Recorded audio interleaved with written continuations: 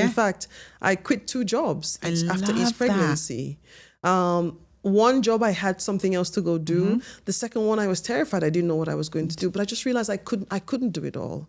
And somehow was okay, but I just trusted life that I would figure it out. Yes. There are times I've jumped blindly and I don't know the answer, but somehow I'm a believer that life wants good for you. The universe wants good for you. I love that energy. If that makes any sense. I love it. And while bad will come, I still ultimately believe that life is trying to work out to its best for you. Let's talk DXB. Real conversations by real people. Eghosa, we finally are here in the studio. Oh my goodness, I'm so excited. You can tell from my smile because we've spoken quite a number of times. We've connected, and every time I hear from you, I'm like, wow. Wow. So I'm looking forward to learning more about you and obviously the successes that you've had and challenges and in business and entrepreneurship. You're very inspiring, very encouraging. And I feel like a lot of people can learn a lot from your journey as well. So as always, I like to start about learning more about the person in front of me, your background, your upbringing, because I'm a true believer of it shapes us, right? And sometimes we have to remove things or sometimes we hold on to things to help us be successful as we continue in our lives. So tell me more about you. Well, thank you very much for having me, Sharon. First of all, I have to say I love your podcast. Thank you. And I've listened to almost every episode. Some I have listened to a few times. I had to play a few over and over again. Amazing. So thank you so much for creating this platform and for having me here as a guest. Thank you. It's an honor to be here. When you ask me about my story, very simply, I am Nigerian-born female who went into oil and gas, and oil and energy now we call it, right? Yeah. And I've been in the industry for about 24 years. Gosh. I am from a family of 3 girls, and it's very important to say these things because our experiences in childhood shape us, okay? 100%. My parents are both Nigerian, foreign educated in the UK and France. And so we have a leaning into the UK and we are dual British citizens as well. Right. I'm the middle child, so we can also address what that means. Hello, okay. middle child, yes. Okay. And my dad worked in the oil and energy industry for, over 45 years of his career. Okay. But fundamentally, growing up in a home without boys, my father, who is a lover of anything mechanical and electrical, had to effectively utilize us girls. Yeah. And so I grew up on Sunday changing light bulbs, fixing electrical connections, fixing the car with my dad. And my mom went into entrepreneurship very, very early in our career. She made that decision as a way to be more present to raise us girls. Love it. Because the office hours very much limited how she could drop us off and pick us up. And she wanted some flexibility, and we can talk about that as far as women and time. Yeah. And I say that just to preface our entire conversation. I grew up in a home where I never thought for a second that there wasn't anything I could achieve. I was never ever shown or verbalized any limiting factor as a woman. Now, interesting enough, I remember as an African girl hearing my mom lament about not having a son. Right. And all the pressures that came from the in-laws and the external family about this so-called failure of not producing a son. Yeah. And so my mom in turn also made us, I would say she groomed us to be able to do everything. Because this so-called limit that was being projected onto her for not having a son, she used to say, what are the sons supposed to achieve that my girls can't achieve? Love it. And so as a result of that, my mother also made sure that whatever it was we had to be exposed to, we were exposed to. Fantastic. And she never said, don't do that, because I know I have friends who it was their brothers did certain things and the girls only did certain things. While that might have seemed as it was a disadvantage, it actually turned out to be an advantage, because we didn't have that your brother's going to do that and you will do this. It was, this is all we have and we are doing everything. Yeah, I can relate. Yeah. Right? And, there's also something interesting about growing up in Africa in the 80s. It was a very homogenous society. Our president was Nigerian. All our doctors and lawyers and significant successful figures were Nigerian. So I never had any exposure to any implications that as a Nigerian, I couldn't achieve certain things. Now, when I moved to the UK at 15, very different exposure. It was the first time that I felt any sort of prejudice or unconscious bias of any kind. So you take the first template of my life, which solidly is embedded in my mother and my father, making sure we felt and were treated as if we could achieve anything. I don't know if they sat down and thought, let's make them feel that way. I think it was just as a result of our circumstances and the environment, correct. which actually is a great thing. Yes. And ultimately, where we grew up, where my dad worked for, an international company, and you saw people achieving great success in this industry. And what struck me was, here's an industry that is driving industrial advancement, economic advancement, and also driving good as well. We can talk about climate change and renewable energy, and I'm very passionate about making sure we look after the climate. Amazing. But let's talk about many, many decades ago, pure poverty, darkness, and what the industry has done for the world. It has great advancement, and now we're trying to right-size everything else, environmentally and socially. And so all those factors together effectively just created this wildness in my mind as to where I thought I would go in life and what I wanted to achieve and who I wanted to be. Wow.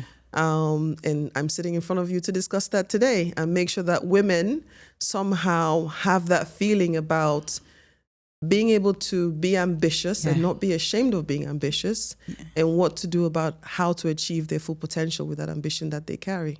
I love it. So obviously before the cameras came on, we were like, okay, this is around women and success. And I literally feel like you embody that. And also I think you actually live it out, not just for yourself, but for others. So I was going to start with, that question we ask our children, what do you want to be when you grow up? But I feel like that was ingrained in you from an early age. Like obviously your father being in industry, you as girls being given the opportunity to explore whatever that was, whether it was a more masculine role or, dynamic, because obviously oil and gas those days, or oil and energy, has always been quite male dominated. Absolutely. So it seems like you got that from a young age, and you knew exactly the direction of where you wanted to take your career, or at least was given the opportunity to explore all things from quite a young age, which I think is really powerful. Yes, I'd never thought about it before, to be honest with you. And I've always been someone who wanted to be in the shadows. Really? Really, yes. This is very new for me to be on a podcast. Wow. But I'm at the point where, as I continue to progress in life, I'm very grateful to everyone who's mentored me or promoted me or supported me. And there's a part of me that feels like I'd love to give back. Yeah. And if sharing my story helps one person, then for me, that's more than enough, right? If I can mentor one more young girl, then for me, that's more than enough. Because I remember when I actually chose my university, as we call it in the UK, college degree for Americans. When you're doing your A-level UCAS application, you get these school tours. Yeah. And we're fortunate enough to be taking to Imperial College. And there was one Black girl in this intake year that was about 2 years ahead of me in the engineering lab. And I remember looking through the glass thinking, what is she doing there? And they're like, she's in the engineering class and she's in her second year. And representation is such an interesting thing. Yeah, it is. Yeah. No one needs to write you a whole encyclopedia. Nope. A switch went off in my head. If she's there and she's surviving, then maybe I can do it. It wasn't a loud outcry like I can do it. It was whatever barriers I may have placed in my own mind suddenly all came down. Seeing a representation that effectively was me, I thought, if she can do it, then I can do it. So fundamentally, I'm hoping that by becoming slightly bolder about speaking up and sharing my journey, that maybe someone will hear me or hear my story and go, if she can get there, then maybe I can. I think it's so important. I did a topic on diversity and representation because it is just that visual, you know, just seeing a woman that maybe there's been a lack within that particular industry, etc., that they are there and they are thriving and they've gone through maybe the challenges that you do go through, unfortunately, sometimes, but they are still doing it. So I feel like, keep on doing this. Like, you need to be at the forefront. You've got so much to share. I read an article that you put out some time ago and it was like, take a chance, I dare you. Absolutely. And the first time I met you, I was like, that's the energy that sat with me. I was like, you are so willing to explore your talents, your passions, take probably calculated risks. I mean, 20 years in plus years in industry. how has that mindset helped you from like being in industry? And obviously we're going to talk about your pivot and what that journey has been like in terms of like entrepreneurship and founding your own business.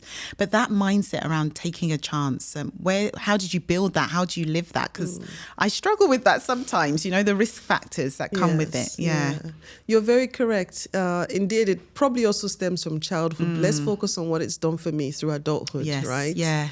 I've always had this feeling that if you don't try, you don't know. True. Right? Yeah. And so I've never been afraid to fail out of trying. That's not my issue. We need to talk about failure. We need to talk about failure. Absolutely. Especially in business. Some recent experiences I've had. But, you know, I have to say that my biggest worry in life is that I'm going to wake up one day and think I didn't try something. It's not that I you know, there are people who are afraid that if they try, they'll fail. Yes. And they just stay stuck with all the feelings going over and over again that they failed. That's not me. I love it. And you know, it probably comes from the fact that my father had this very curious mind. And every time he would travel on a business trip and he would see something, and I kid you not, I'm going to use real examples: roller skates, skateboards, new bicycles. I remember the first time the Sony Walkman came out, the first time video games came out. My father wanted us to try everything. We were put in football, we were put in tennis, we were put in ballet. My mom would watch the Olympics and find a new sport, and we would practice in the background, you know, in the backyard. My dad used to throw the javelin at school. He carved out sticks from the tree for us to practice javelin, running. I mean, it was endless. It was endless. There was always this curiosity in my family about trying things. And then watching my mom do different businesses. It sounds so insignificant, but when you grow up like that, where there was no shame in trying things, and then ultimately you start to see how the resilience and persistence translates into the rest of your life, and then the general curiosity to just explore the world. Because my dad also was, you know, moved across to different countries with his career. And this thirst for, and my mom speaks many languages, you know. We grew up in an environment where it was like, there was a fear that we wouldn't see the world rather than a fear that we would try to see the world, if that made any sense. And, you know, I have to say it's worked well for me through my career. As a young engineer, I would put my hand up multiple times for opportunities people would be afraid of. I've been relocated to countries that I never even knew where they were on the map. Or the first time I went to the US, I lived in the US for 7 years. Or when I moved out to Malaysia or to Hong Kong, you know, I was always just so curious to try, or a new role, or a new course. I've also put myself through multiple, you know, short courses. I self-teach a lot. I read a lot of books. But I'm a completer. There are people who start many things and they don't finish, and you become a jack of all trades, master of nothing. We're completers. And I do want to leave that as a nugget. You know, having a passion for life and wanting to try things doesn't really lead to anything if you don't finish anything. Or you don't build any kind of level of mastery. You have to attain some level of mastery. When I was young, my father loved to run. And so we were made to run. I love this. And who enjoyed running ran. My sister loved swimming, so she became a swimming coach, which sometimes I forget that she did. Then she got a thing in photography. We've all done wild stuff, I have to be honest, in my family. And so, of course, when I started working, I thought, you know, what should I do with my spare time? Some people at the office were signing up for the London Marathon in 2022. I was like, what's the London Marathon? I'm a Nigerian girl who's been in the UK now for like 7-8 years. And I'm like, what's a marathon? They're like 26.2 miles. I had no appreciation for what the distance meant. But I took Runner's World. I signed up and I sent my envelope with my check. In those days, nothing was online. And I got selected. And you're going to laugh at this. They said, you have to have nutrition when you run. I took an apple. That is how naive But I love the naivety. And you know what? I look back now and I don't think I trained properly. I didn't even know what I was doing. But I here's another thing I will say. Ask for help. I remember calling people saying, how do you run for a marathon? So people in the office helped me practice. But, you know, there was also the fear about how to run in the cold weather. I had my own internal limitations, right? So, but I finished it. I finished over 5 hours and I thought, hold on a second. So if I do this properly and do that properly and do that properly, I could probably do this again and get better at it. And, you know, I went back And I went back and I went back. And over the years, I've run, 7 or 8 marathons. And then someone said, do you swim? I said, yes. Do you ride a bike?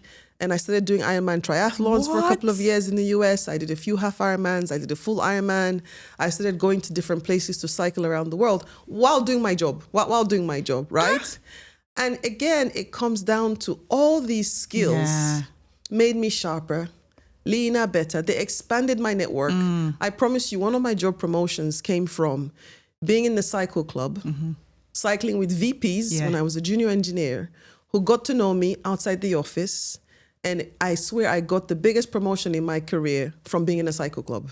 That is insane. Because people got to know me outside of work. Side. Yep, they got to trust me. Yep. They saw how persistent I was, how disciplined I was. I was even made the captain of the cycling club, which is a big deal. That is a big deal. In those days.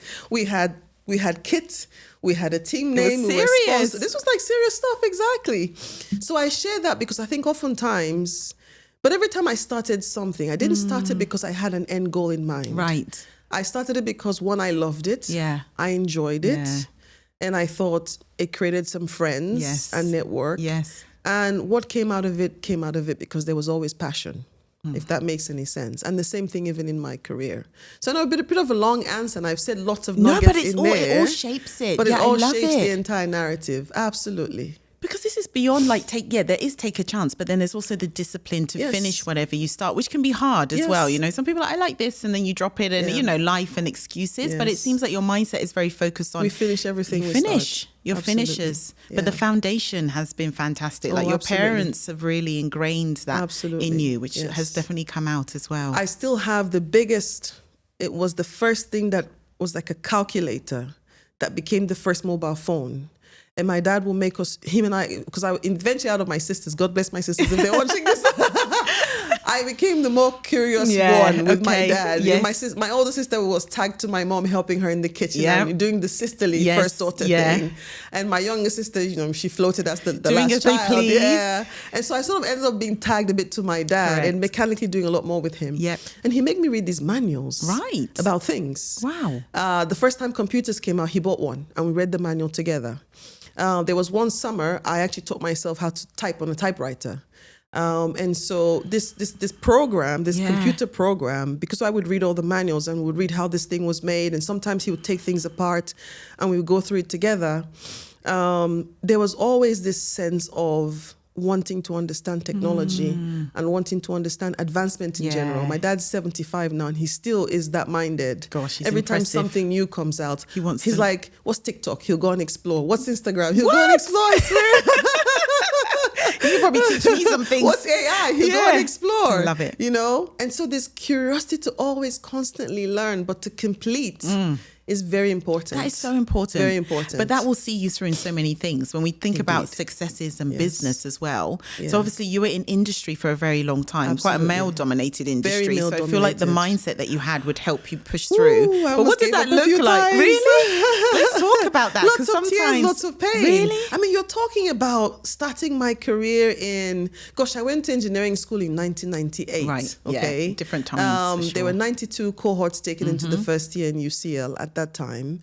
I think we were not even, 7, 9 girls. Wow. And then we get to the end of bachelor's, third year. There were just, I don't know, probably 5 or I can imagine. 3 of us left who graduated. Yep. By then, some had changed their majors to other things, softened the major from hardcore engineering. And in the master's year, it was just me. I'm the only one who stayed, at least in that graduating year. I was the only one who stayed back to do a master's in mechanical engineering. And then when we graduated, everyone went into either consulting or banking, finance. I was the only one who went into core engineering. Wow. And so, of course, I faced all the typical bias, right? I was paid less than most guys. Yeah. And I genuinely found this out in one job. Really? Yes, that my salary was 30% than everybody else who sat next to me. 30%? Yes. And I remember having to find someone to have to advocate for me. So these issues about gender pay gap, they're real. They're real. And it's not because I had a baby at that time. I was 23, 24, right? And then having someone who's mentoring you or advising you, because I was given feedback in one job that the way I expressed myself technically didn't come across very strong, because, our selection of language as women is very different from the male counterparts, who could come across a little bit more bullish or a little bit more aggressive, right? Yeah, direct. And if you in their take approach. the same stand as a woman, is that measured and seen in the same light? Yeah. So you adjusted that. Probably Exactly. not. Probably not. Wow. And so these are real balances and things that, I remember, graduating and getting into my first technical role. And then I was made, an engineer to go into manufacturing engineering, and I was doing R&D. And I thought about leaving many, many times. Wow. So don't hear my story and think I haven't tried to quit. But this is I all have part tried of to it. quit. Actually, in fact, in my second year of mechanical engineering, I ran away from home. Hold on. Why? What happened? Well, what happened was I left the UK on holiday to the US to see my friends. And I wrote my parents a letter saying I wasn't coming back. Oh, this was serious. No, because it was the second year, which was the hardest year. And I said, I didn't think I could continue. And I really felt like I was letting my parents down. Yeah. It was the first time that I faced failure, to be honest with you. The course load was just so much, but I didn't know that I could take a step back. No one had taught me how to not always succeed. Thank you. Does that make any sense? Yes, for sure. You have to teach how to fail. Yes. I'm so sorry. We need to teach women how to fail. Yes. There are graceful ways to fail without having a mental breakdown. And my dad said, okay, that's fine. Just first come home. Just first come home. And I think it was the first time I realized I don't want to cry. My parents love me unconditionally. They were both at the airport waiting for me. And my dad was almost in tears. And my parents just embraced me. And my dad said, whatever it is, we'll figure it out. And we did. But nobody had ever told me it was okay not to do something. It was the first time I think I faced the feeling of I'm failing and I wanted to quit. We have to talk about that failure, especially for women. Well, I'm speaking for myself, but if I don't do something, the load of I'm a failure, and I think the anxiety that comes with it, and then everything that you build up around failure. And nowadays, you hear a lot of entrepreneurs I had to fail 20 times before, and I'm like, 20 times? I wouldn't survive one. I'm a bit spoiled when it comes to this type of hustle. But how do you, what advice would you give? Because obviously you would have seen and had to navigate different types of failures in your career as well. I've wanted to quit many times in my career, as I said, but that initial lesson from my second year, as well as the first time I tried to quit when I was a working professional, it was the first time I realized that you have to scenario plan. I think all of us plan for the best case. Correct. You have to sit down and honestly, and if you don't know what all the worst case scenarios are, this is, again, I'm an advocate for mentoring. And I'm an advocate for there is never enough good advice. Yes. Okay? Yeah, correct. I triangulate advice like you will not believe. Love it. Okay? I throw the rubbish out, I keep the good stuff. And where I'm either too stubborn or too optimistic to not see what my downsides could be, other people tell me, here's what the worst could look like. Wow. And somehow you have to embrace that and say, in that worst case scenario, what would I do? And if you prepare for the worst case, you're almost preparing for what your failure routes could look like. Got it. Yeah. Like, for example, if I'd asked the question in the second year, if I'm failing out, what does life look like? Or drop 3 courses, lighten your load, and do well at the ones that you carry. Or in business, what happens if this iteration happens? If this iteration happens, or that iteration happens? I think sometimes we as human beings are biased towards optimism. Optimism bias is effectively all of us carry that. And you have to internally fight against that as much as you can. And if you can mentally work yourself through the scenarios that are not great, you're already prepared for what failure may feel and look like. And if and when it comes. If and when it comes. And you have your backup plan in place. I love that. Absolutely. So that transition, because I feel like that mindset would have helped you. So you've come from industry 20 plus years and then you decide to set up for yourself, by yourself initially. I want to talk about that and how the mindset around failure, because it seems like you map out everything quite well, has helped you in transition as a woman in business to be successful. Indeed, absolutely. Look, first of all, I think I always tell people that time and chance. Oh, that's a good one. I'm a believer of time and chance. Got it. Okay. I'm also a believer that there's some luck, but I also believe you create your luck. Okay. You create your luck by creating a randomness in your life. What does that look like? I haven't heard that before, actually. Going to places, going to countries, meeting new people, throwing yourself into new opportunities. If there ever was I love watching shows that talk about multiverses. Yeah. Anywhere from Flash to even the new show Dark Matter on Apple TV. There are multiple types of these shows that show one Sharon who made one decision and one Sharon that made another decision and what your life trajectory looks like. Yeah. I've always been fascinated by, if on this day I'd gone left and not right, what would life have looked like? I like life that. Look like. So I create randomness in my life. I like that. I love to throw myself into lots of new scenarios because I think those random things create all these pathways. Correct. And I set all these pathways going at the same time. And that means that I may get a call from someone in that pathway or someone in that pathway, right? Yep. And so ultimately, time and chance is one thing. Yeah. Luck needs to find you, but you can also throw out to help create enough that. iterations to create your luck. Absolutely. And be the best of yourself. And so when planning for failure, ultimately getting advice, because your mind only wants to believe that you're going to do well and you're going to achieve the best. Yep. Your mind doesn't want to embrace and accept that you may not do very well. Yeah. So when you ask me why I made the transition, I made it because of a time in my life. Right. Okay. Clearly married, 2 children, getting to a point in my career where I'd been CEO 3 times of, quite large organizations on big regional levels. And then you're starting to ask yourself, from a life perspective, from a personal goal perspective, where am I and who do I now want to be in this other phase of my life? Yes. And we have to talk about life seasons. Yes. There is no such one thing as what do you want to be when you grow up? And that's linear. It's not. Yeah, I'm learning that now. It changes every season. Yeah. And you have to be willing to embrace yourself in every these season. new seasons. Yeah. And you have to be willing to hibernate. And you have to be willing to invest and reharvest. Ooh, it's not linear. I Definitely love not. that. You have to somehow embrace. There's something going around Instagram, the meme around, when it rains, the butterfly. Yeah, literally, I've seen it 3 times just today. It's making the rounds on Instagram right now. When it rains, the butterfly closes its wings and takes a rest. And when the rain stops, it starts again. Because the rain can destroy its wings, right? And there are seasons where I've laid down and cried for weeks and had to take stock again and ask myself, I'm here. I've reached this point. I'm a bit lost. Where do I go next? And so I got to that season in my life with my career where there were just too many new things happening seasonally. We decided to move from the UK to Dubai. I had my daughters. I'd worked for so many years. The punishing hours of, going to work, the pressures as an executive, everything on your shoulders. I remember thinking, I want to still be that ambitious Eghosa, but I also want to be a good mom. Yes. If that makes any sense. Yeah, it's so important. And so I made a personal decision for myself that there are things I wanted to achieve in industry. There were great business practices as far as leadership and, technology that I wanted to launch, ideas which I had. I thought I had some safety net as far as, where I was in my career with people that would recommend me, clients that would come along with me, people who would trust me to do business with them. I thought I had enough saved to find, at least start off, and then the credibility to find investors. It was very calculated. Good. Well, I'm telling you that you should think about all your failures. I don't think I thought about all my failures. This was a lesson. There were still lessons.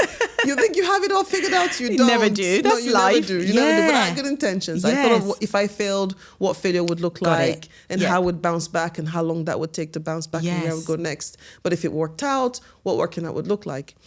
I don't think what I anticipated is the challenges women face in general. You asked me about it in my career and I told you gender pay gap, promotional issues, not enough women in senior leadership roles, and the list continues to go on and those challenges still remain.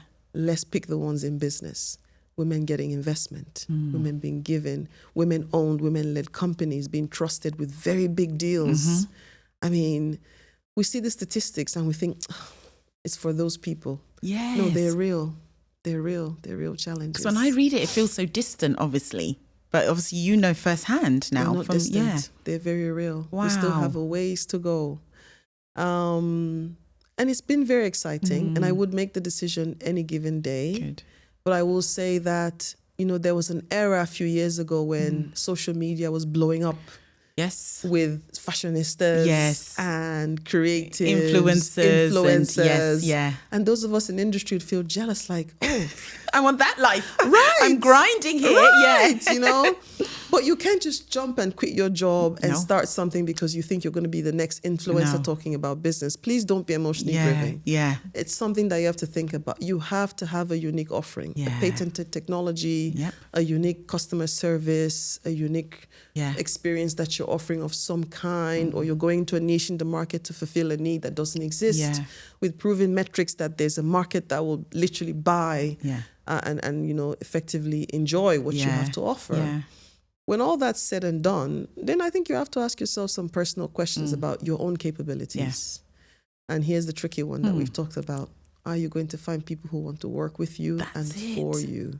That's it. And the people aspect, that's the tricky aspect. Having to trust somebody, and this is something I'm working on. Asking for help is a big thing, but I think a lot of women tend to struggle with that in terms of like boldly asking for help, but then also being able to deal with the disappointments that come in life from human beings sometimes, and having your boundaries. So how have you navigated that? Because I can see that all coming. That must have come up when you were building your business. I've had a hard time with people. I thought 20-something years of being a people manager and a people leader, you have it figured out. No.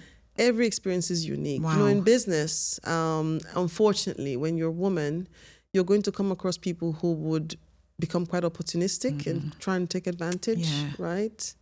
You know, there was always this business saying, fail fast. Yeah. You know, I think it was Facebook that started it very early in the 20s, or the noughties. But I think you have to fail fast and fail cheap, right? And then you got to be careful with greed. Yeah. People demanding, I'm only coming on board if you give me a share of your company, or you give me equity, or people overselling themselves, overpromising themselves to you. And I found disappointment with people had two sides of the coin.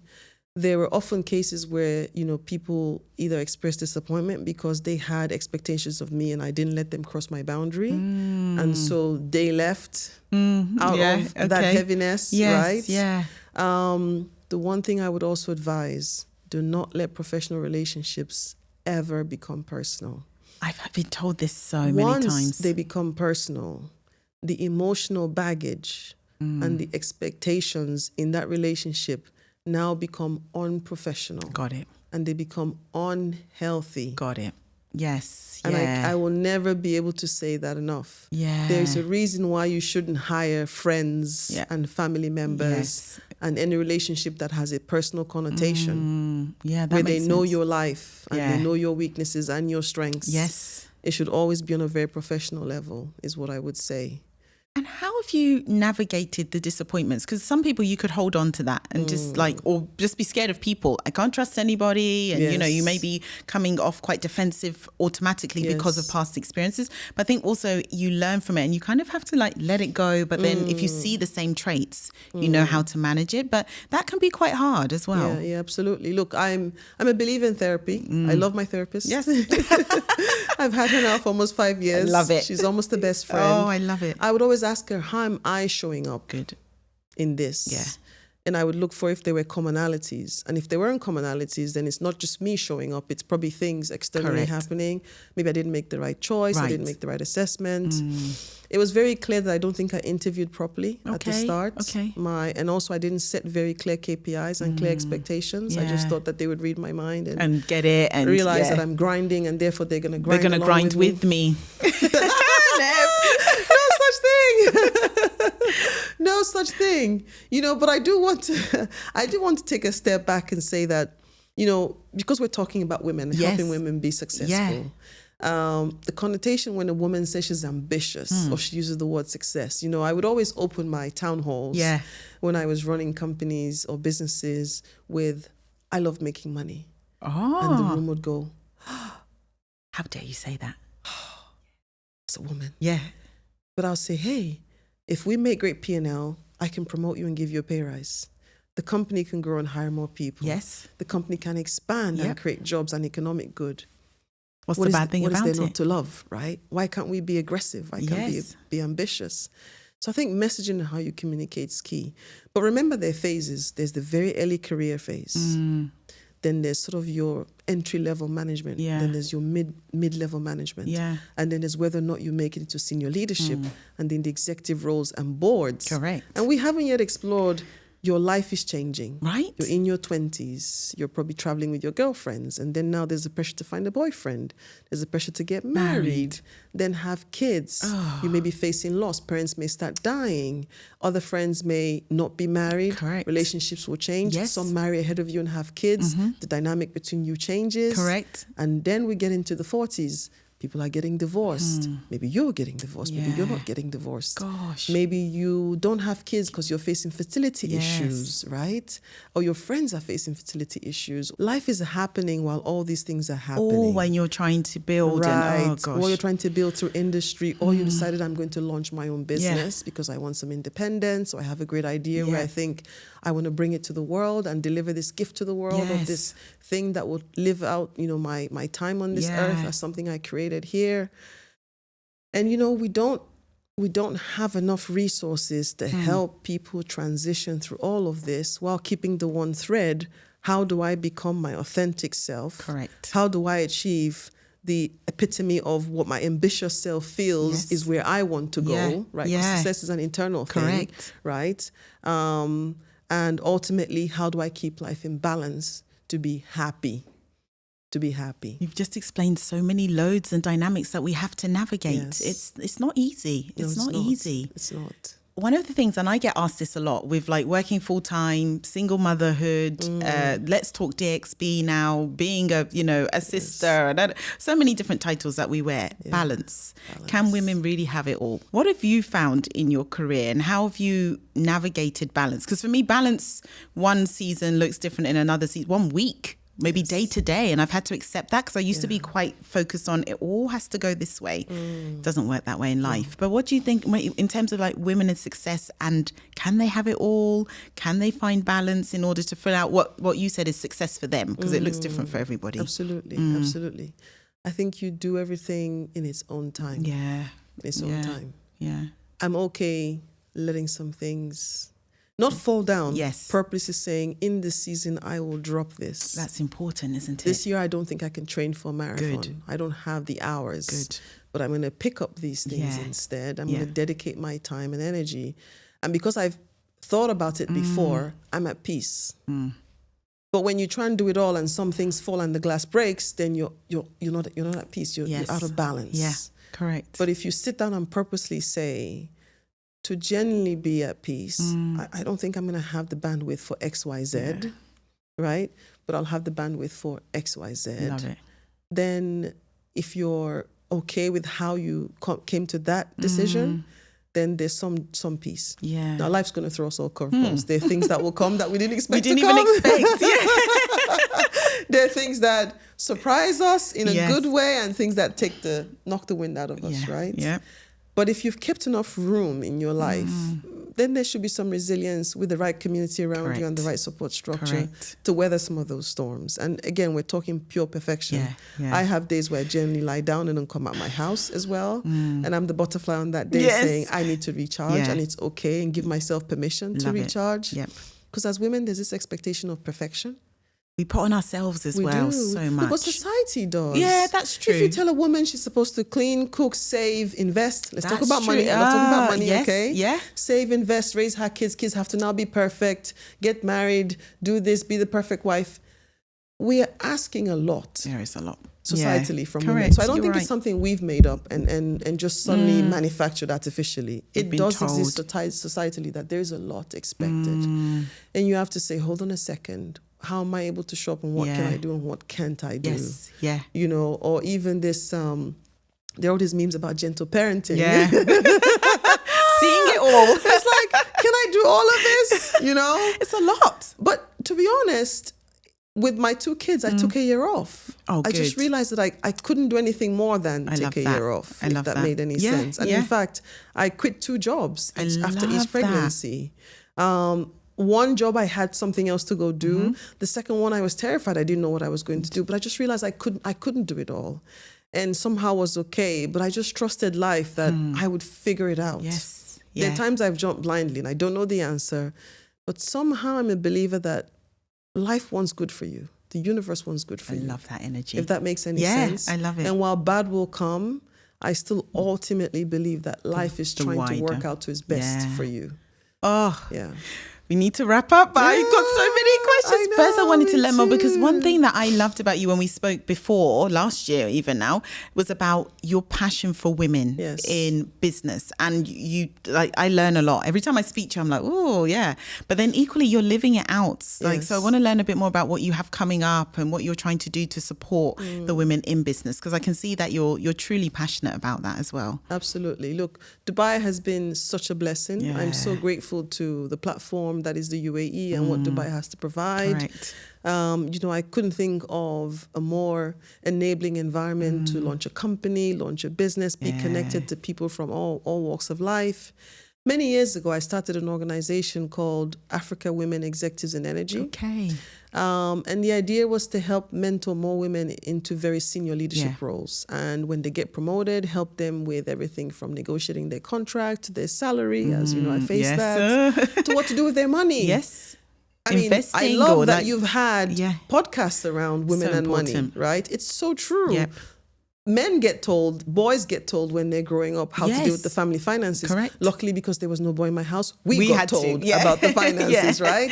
But I also still see limitations in my knowledge, and I've had to self-teach and around my friends. Yeah. And so when women start making more money, what should they do with the money? How should they invest? How should they think about planning for their future? And so that organization was launched for that, but it was also launched to create a bit of a sisterhood. Good. Right? I'm getting to this point in my career. My friends have moved on to other countries, or I've moved, or we're now in different phases of life, or we have different pursuits and interests. How do I connect with people who are my wavelength, right? And I also want to do fun things too, right? Because at one point, Soho House was only accepting the cool girls. Yeah. But I'm sorry, I'm thinking we're an industry, our names aren't on Instagram, but we're pretty cool too, people, right? Yeah. And so there was a whole movement of trying to create what social life should look like for people who felt like we were in the background. Yes. And so On Energy has now transformed into something called See Me. Okay, yeah. And it's effectively, do you see me? I love it. Every woman wants to be seen. And the idea is now to take down the barriers around only supporting women in industry and support women both in business and industry. Fantastic. To achieve their full potential. And it's a platform where we help match women with mentors as well as do all the other stuff which I mentioned. And so I'm relaunching that since I came to Dubai. Then I'm going to have to share. That is a network that is needed for sure. Yes. And I feel like I said, there is a growing ecosystem for females, but I think it still needs, there's more. Obviously, there needs to be way more as well. Yeah. So just you living it out and being willing to share your story and educate others, it's so important. Yeah, and interestingly enough, I now have 2 girls. Yeah. So everything I've told you, I'm now trying to do. But thoughtfully with them. I'm sure. I can see the intentionality as well. And it's just such a blessing. And weirdly enough, there are people who think somehow when you enable girls, you make them masculine. It's not true. I did a conversation about this actually as well. Yes. Isn't that interesting? Yeah. When we think we want to empower women, somehow we make them think they are men. Yes. Or they're equal to men. Yes. No. Yeah. I still think you've got to enjoy your femininity. Yep. But you have to teach that as well, because I feel like it's either, for me actually, I've got a very I said this in the last hyper independent, strong woman who's a mother, married for many years. But I think I just took her strong independence only without learning the softer side of asking for help, living in my feminine, knowing that it's okay to, relax a bit. And so I'm relearning all of this, but it's important that you understand the balance needed, especially when raising 2 girls as well. Yeah. That keeps us beautiful. Thank you so much. Thank you for your time. Yeah. There was so much, and I was like, we'll be here for 3 hours. Because last time we met, we spoke and spoke. This has been such a wonderful conversation. Empower some young girls through this. Help empower women also who are going through seasonal changes or are in seasons where they need support and help. Yeah. Always here to champion. Well, your platform is there as well, so I think that's going to be great. Thank you for your time. Thank you, Sharon. Thank you. Let's Talk DXB. Real conversations by real people.